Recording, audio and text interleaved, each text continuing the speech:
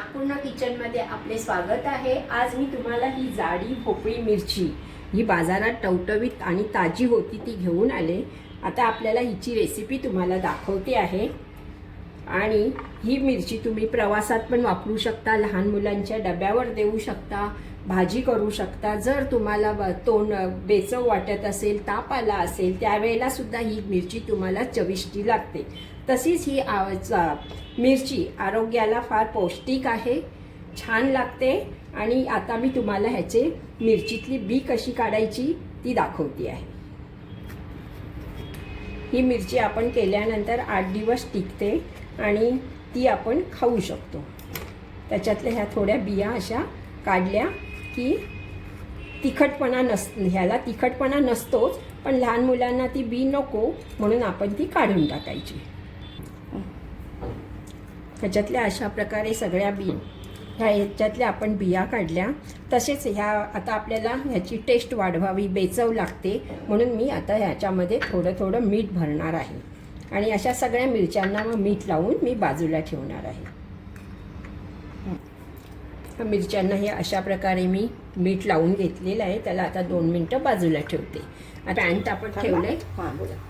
आता ह्यामध्ये मी 1 पळी तेल घालते। तेल तापलं बोला। आपले आता तेल चांगले तापले आहे। त्याच्यामध्ये मी थोडी राई टाकते, तडतडली। तसेच त्याच्यामध्ये हे मी जिरे घेतलं, बडीशेप आणि धनिया, अखंड धने घेतलेले आहे, हे बडीशेप। आणि हे आपले यांना चांगले जरा आता हे चांगले भाजून घ्यायचे। आता हे धने जिरे छान परतले आहे, खरपूस वास पण येतो आहे। आता हे बाइंडिंगसाठी आपल्याला बेसन पीठ टाकायचं आहे, चण्याचं पीठ। गॅस मंद आचेवर चांगलं लाल खरपूस होईपर्यंत भाजायचं आहे। यामध्येच मी आता शेंगदाणे सुद्धा आहे। शेंगदाणे हे तेलात चांगले परतले जातील आणि खरपूस भाजले जातील। याला जरा थोडा वेळ 2 मिनिटं भाजून घ्यायचे। मी हे तीळ पण परतून घेते आहे, हे बघा।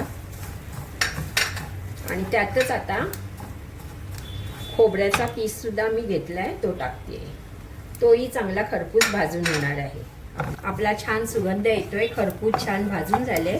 यामध्ये मी आता हे थंड होईपर्यंत गॅस बंद करते आहे।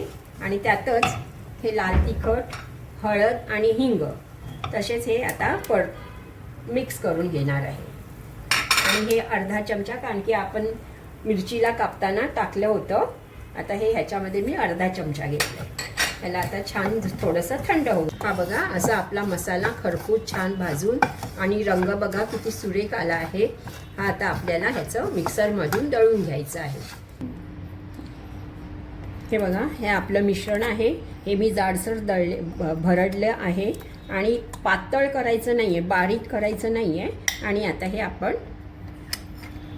मिरचीमध्ये भरणार आहोत। तुम्हाला अजून चविष्ट हवं असेल तर तुम्ही ह्याच्यात लिंबूसुद्धा पिळू शकता आणि आमचूर पावडर पण घेऊ शकता। आता हा मसाला आपला तयार झाला आहे। हा आपण मिरचीत भरणार आहोत। तसेच हा मसाला तुम्ही कारल्यामध्ये सुद्धा भरू शकता, कारल्याची भरलेली वांगी किंवा भरलेली कारली। हा मसाला तुम्ही तयार करून ठेवला तर 8 दिवस सुद्धा हा राहतो। आता मी हे मिरचीमध्ये मी भरून दाखवते। ही बघा, असे हलक्या हाताने भरून घ्यायची।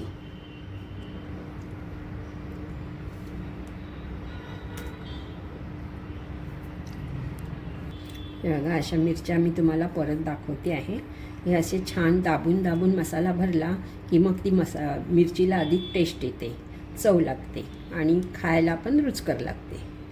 हे बघा, आपण अशा मिरच्या भरून तयार केल्या आहेत। आता मी 1 चमचा तेल टाकून ह्याला आपण सॅलो फ्राय करायचं आहे, डीप फ्राय नाही करायचं आहे। तेल तापलं की आपण त्याच्यामध्ये ह्या मिरच्या सोडूया।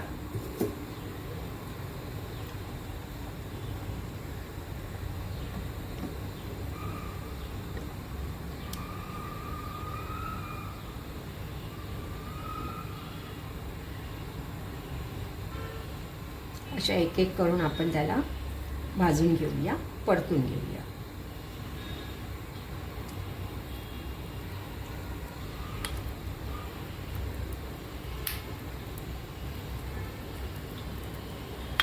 आता मी हे तुम्हाला असे परतवून घेताना दाखवते आहे. हे बघा छान खरपूस भाजून झाले.